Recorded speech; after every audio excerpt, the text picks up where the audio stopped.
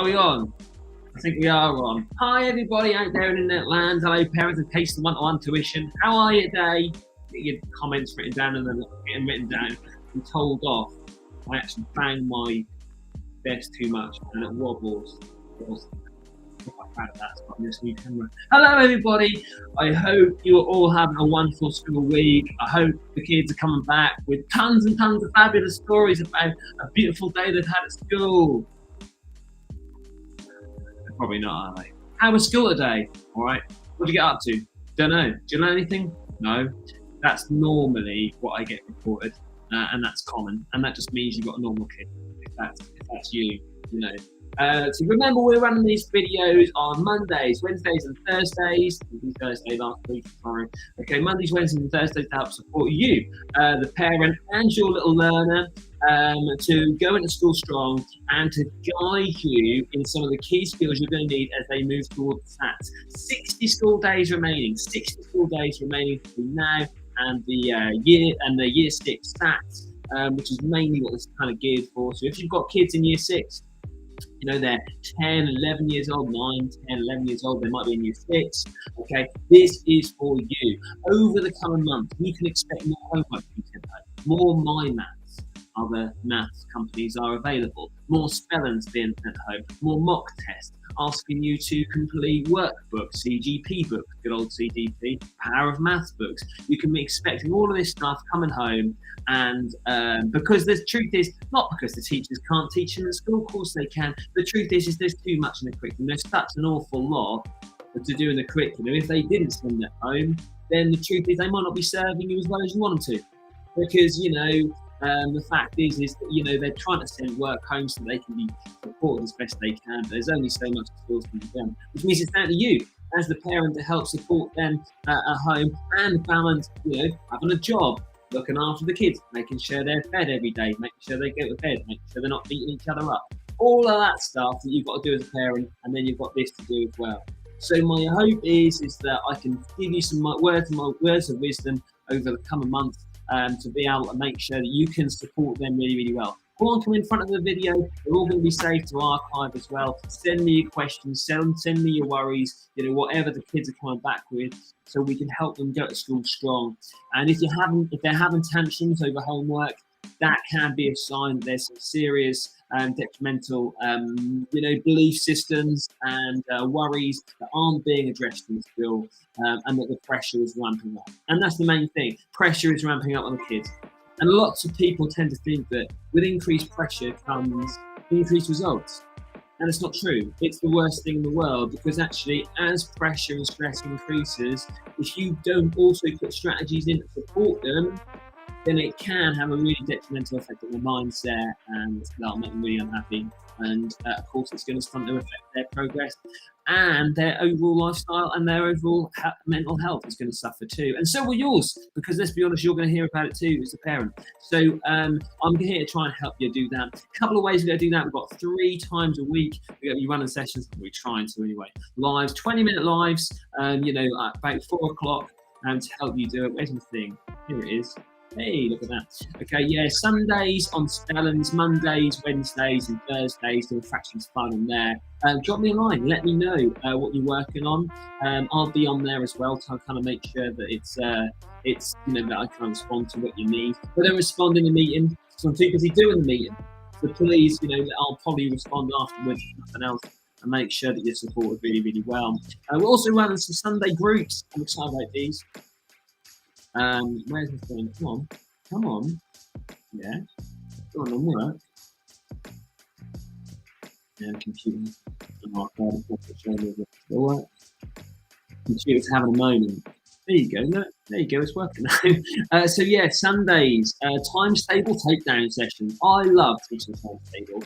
And if your child doesn't know their times tables by the end of year 4, that can seriously stunt their progress and their ability to grow and to go into school strong. So I do recommend, if your child doesn't have times tables down yet, you attend these sessions. You can do it with them. You can sit them in front of it. That'll be absolutely fine too. Highly interactive, highly engaging sessions. At the end of each session, I've learned a new times table.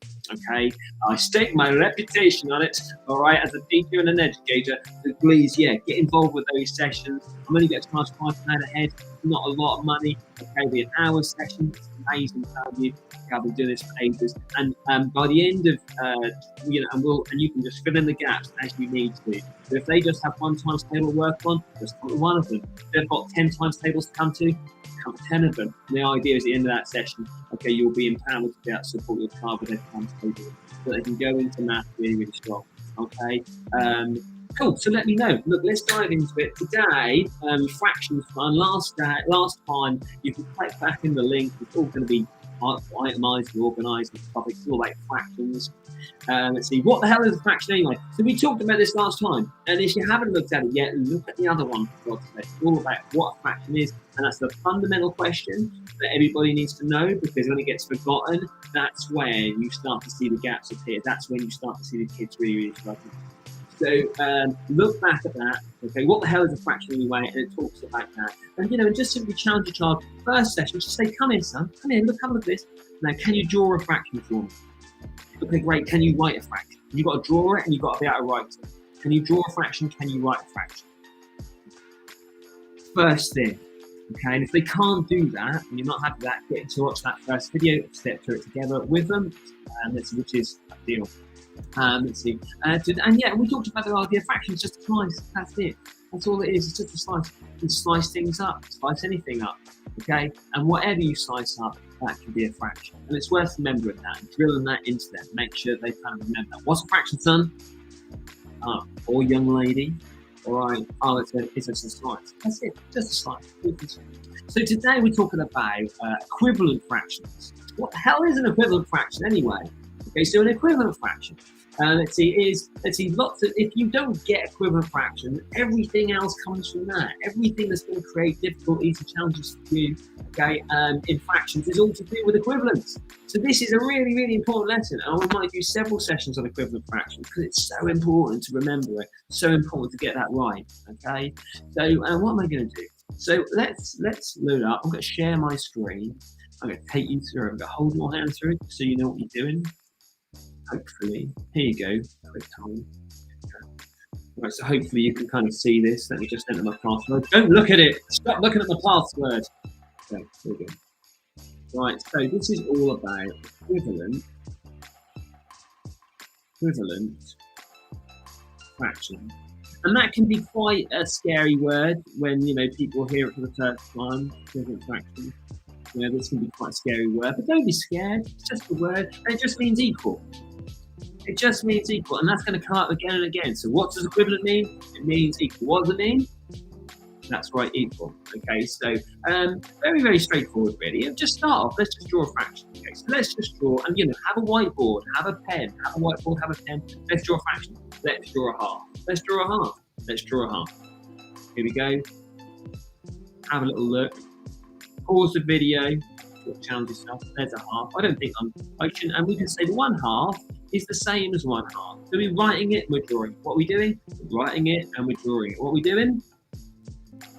Say it. Say it. That's it. We're writing it and we're doing it and drawing it. So we've got a half there. And that's a fraction. That shouldn't blow anyone's mind. But here's an equivalent fraction. If you have an equivalent fraction, what you do is you can continue to slice it. So I might say, well, I've got a half there, but then I'm going to continue to slice fairly. Remember, fractions are equal slices, so they've all got to be equal slices. That's what fraction is. It's fair, always equal slices. And so you've got equivalent fractions. So we would say that is the same as 2 quarters. And we would say 2 quarters is equivalent to 1/2. Now it is equivalent to 1/2. So we've got that there. Okay. So yeah, let's do another one. So remember, what's an equivalent fraction? Equivalent fraction is equal. Okay, so let's just do it another way. So let's say let's draw a third. So write it and draw it, write it and draw it. Let's draw a third. Okay. Actually, let's change mine. Let's change it to 2/3. 2/3. And so I'm going to just draw some thirds like this. Always use rectangles. Don't use circles, use animals. All right, use rectangles. They're much, much better for fractions. Okay, so we've got 2/3. And then let's create an equivalent. And all you've got to do is just continue to slice it. That's it. Just continue to slice it fairly. So you might slice up and down, or you might slice along. Don't slice it on diagonals. If you look closely at it, you'll see they're not equal, which means they're not fractions. All right, so be careful. So I'm going to continue to slice, continue to slice, continue to slice, continue to slice, and then I'm going to count up. I've got 1, 2, 3, 4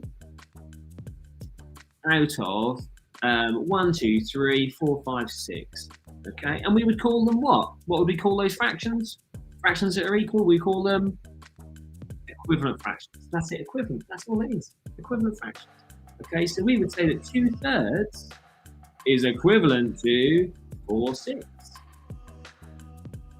But remember, what's maths all about? It's about patterns. So I can use my maths to help kind of see a pattern of the numbers. Okay, and if you have a look, what's the pattern here? Well, the pattern in this number here is what do we do with the 2 here to make it into a 4?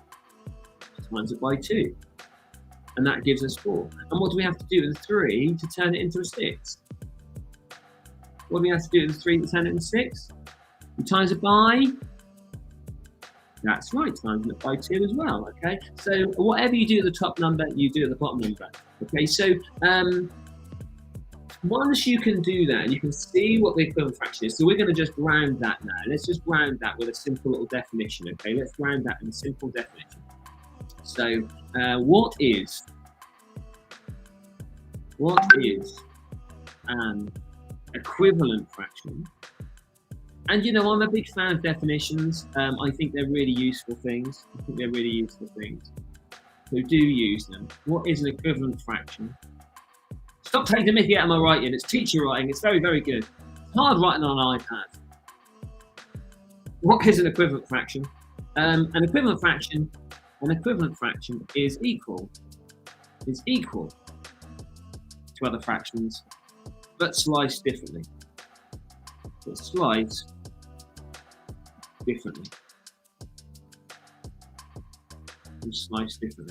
simple as that. It's equal but sliced differently.